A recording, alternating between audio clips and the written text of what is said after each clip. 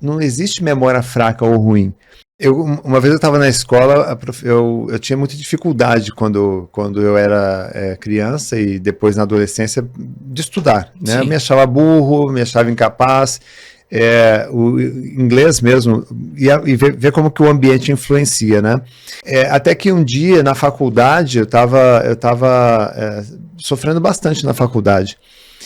E aí eu comecei a pensar, mas eu faço esse sacrifício todo para estudar, para fazer faculdade, para me formar, e aí quando eu olho para a minha memória, eu não me lembro de nada. Eu assisto uma aula, não lembro de nada, leio uma apostila, não lembro de nada. O que está acontecendo comigo? Eu comecei a achar que eu tinha um problema de memória. Então, um amigo veio e falou assim, Renato, eu tenho um remédio para memória para você. E eu falei, eu quero. Aí ele me deu um livro.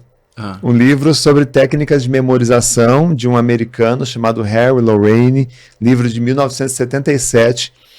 Então foi aí que eu acordei para esse negócio de memorização. Não existe memória fraca ou ruim.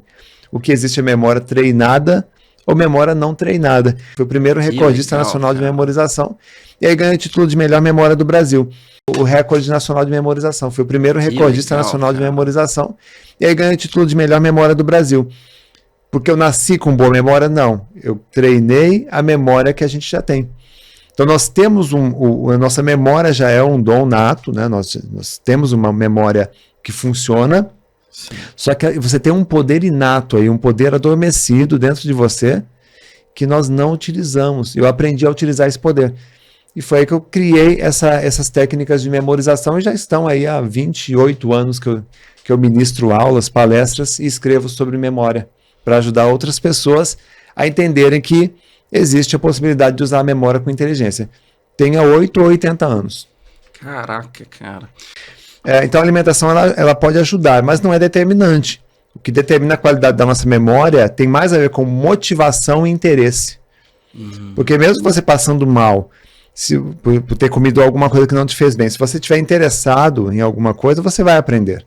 Né? Entendi. Agora, se eu não tenho interesse e motivação, a gente acaba muitas vezes sendo de novo penalizados. Pega como exemplo estudantes, quando precisa ler um livro. Não é que a gente não tenha memória para ler um livro, nós temos.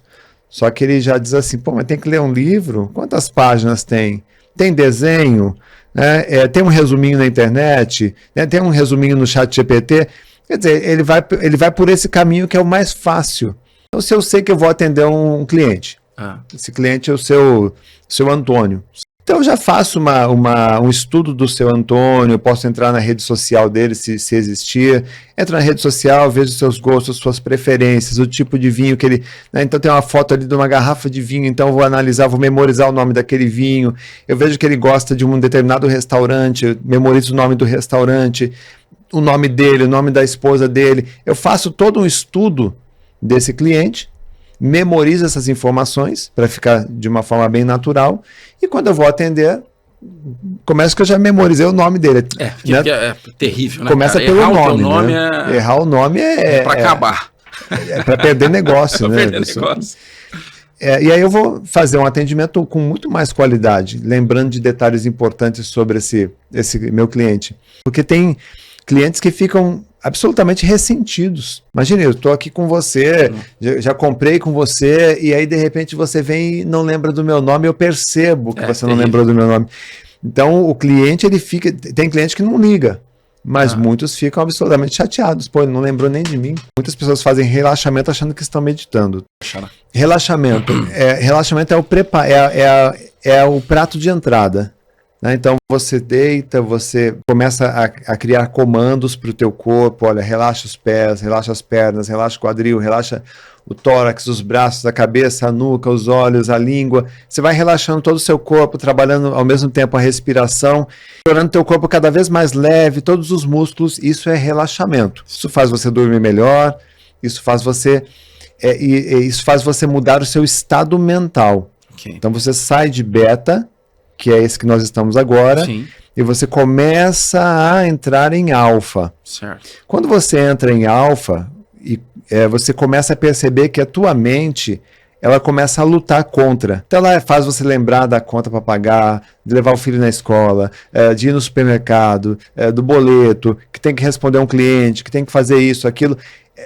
Preocupações. Atualmente começa a bombardear a tua cabeça de pensamentos.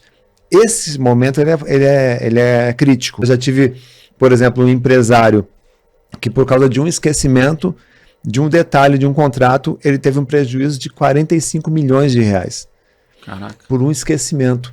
Então, se você olhar no teu histórico das empresas, você vai perceber que a maioria dos problemas que ocorrem numa empresa, se você pegar uma lupa, for lá e olhar a origem do problema, você vai ver que ali tem ou distração, ou esquecimento, ou preguiça mental.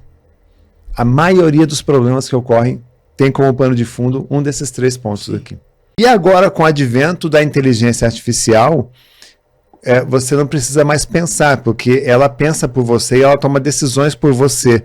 Então, estamos terceirizando o pensamento. O que vai sobrar do ser humano, né, daqui a alguns anos? Então, a gente tá indo por um caminho que é prazeroso, que é confortável, que é interessante, que é curioso e inovador, só que nós não estamos olhando para o impacto disso a médio e longo prazo. Aliás, eu até colocaria uma correção, que não é nem médio prazo, a curtíssimo prazo. Presente. Momento presente. Hoje você já vê, as pessoas que estão se acostumando com a IA, e eu já fiz vários testes, eu estudo IA desde 2001, né, então já faz para lá de 20 anos, a IA ela vai tornar as pessoas mais preguiçosas. A preguiça mental que nós já temos hoje, ela será potencializada e chegaremos a um ponto em que, como humanos, nós não tomaremos as nossas decisões mais. Vai depender por conta própria. Uma pergunta para IA. A gente vai colocar essa decisão nas mãos de uma inteligência artificial que, por trás dela, existe um programador. E um programador tem seus interesses. Sim. Então, quem é que diz que esse programador não pode criar um algoritmo que você está procurando, por exemplo, um supermercado próximo do local onde você está, ele vai indicar um supermercado que está pagando, né, patrocinador. Então, eu acho que fica um mundo estranho que nós temos aí pelo futuro. Mas dá um bônus aí, ensina como é que faz para não esquecer o nome do cliente, pelo menos, para esses corretores. Pois é, vamos imaginar aqui que eu estou conhecendo o seu Luiz. Né? O que eu tenho que fazer? Primeira coisa, eu escutei o nome do Luiz, eu vou repetir. Olá, seu Luiz, tudo bem? Eu posso fazer um joguinho cognitivo, tá? Porque o nosso cérebro ele tem que ser estimulado para produzir um novo conhecimento, certo? Então, tudo bem, seu Luiz? É Luiz com S ou com Z? Quando eu jogo essa pergunta, automaticamente eu abro um campo no meu cérebro para receber uma nova informação. O meu Luiz é com Z. Oh, legal, Luiz com Z, parabéns. Pronto, eu já registrei essa informação automaticamente, mas eu posso criar ainda outros gatilhos de reforço. Eu posso, por exemplo, durante aquele contato com ele, repetir o nome dele umas 6 vezes. Seu Luiz, me acompanhe, por favor. Seu Luiz, o senhor aceita um cafezinho? Açúcar ou adoçante, seu Luiz? Né? De uma forma natural, para não passar também algo forçado. E aí eu posso também criar no rosto da pessoa uma pista que me lembre do nome dele. Exemplo, o seu Luiz, digamos que ele é careca e quando bate a luz, né? Então, luz, Luiz. Legal. Então ele tem os olhos claros, e aí a luz nos olhos claros, Luiz. Legal. Ou sei lá, ele tem uma cicatriz no rosto que forma uma letra L. Enfim, você tem que olhar no rosto da pessoa e trazer um gatilho de memória, uma informação no rosto que ajude a lembrar o nome dessa pessoa. E aí quando você encontra ele na rua, daí uma semana, opa, esse sujeito, aquela cicatriz parece letra L, é Luiz. Legal. E a gente sabe que na vida nem sempre o melhor caminho é o caminho mais fácil, mas é aquele caminho que traz alguns obstáculos para você superar. Sim. Mesmo que sejam pequenos obstáculos, que vai te dar mais disciplina, mais concentração, vai fazer você errar e cair, e você vai ter persistência de levantar e tentar de novo. É isso que faz com que uma pessoa cresça. Ninguém cresce na facilidade.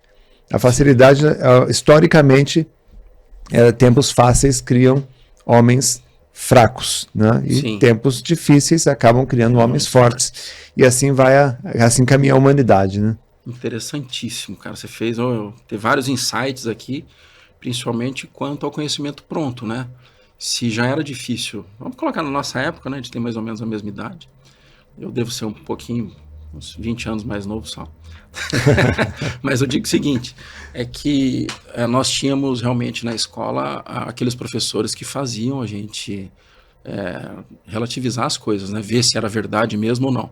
E aí você falou sobre o ChatGPT. O Google mesmo, todo mundo, o que o Google fala Dr. Google, né? O que o Google coloca lá já é considerado como verdade, né? E não é bem assim, né?